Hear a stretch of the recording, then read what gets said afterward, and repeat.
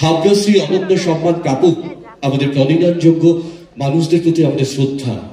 এবং সেই পর্বে এমন একজন মানুষ যিনি সারা ভারতবর্ষের গর্ব, হাবড়াবাসীর তো অবশ্যই আমাদের অত্যন্ত শ্রদ্ধার, অত্যন্ত সম্মানের সঙ্গে তাকে আমরা আমন্ত্রণ জানাচ্ছি।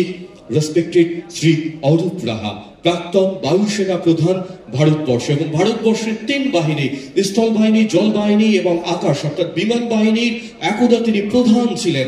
সেই সম্মানীয় মানুষটির জন্য একবার জোরে করতালি দিয়ে আমরা তার শুভেচ্ছা বার্তা গ্রহণের মাধ্যমেই আমরা এই পর্বের ইতি টানব। তারপরেই আমাদের সাংস্কৃতিক অনুষ্ঠান। স্যার, হ্যাঁ, তারপরে আমাদের পুরস্কার বিতরণ এবং অনুষ্ঠান, সাংস্কৃতিক অনুষ্ঠান রয়েছে। রেসপেক্টেড শ্রী অরূপ রাহা, একবার করতালিতে অভিবাদন, প্রাক্তন বায়ুসেনা প্রধান। নমস্কার। মঞ্চে উপস্থিত বিশিষ্ট ব্যক্তিদের আর এই সভায় অনুষ্ঠানে আপনাদের সবাইকে আমি আমার তরফ থেকে অভিনন্দন জানাচ্ছি।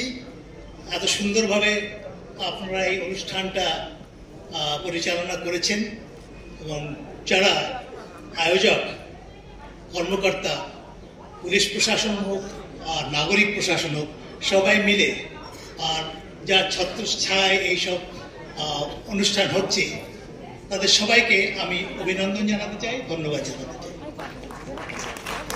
অনেক কিছু বলার আছে কিন্তু বলতে গেলে টাইম লেগে যাবে। আমি 2 মিনিটের একটা কথা বলতে চাই। আমি গ্রামের মানুষ, এই অঞ্চলের এই প্রান্তিক শহর হাবড়া এক প্রান্তিক গ্রাম, সেখানে আমি মানুষ হয়েছি। পড়াশোনা করার সুযোগ হয়নি এখানে।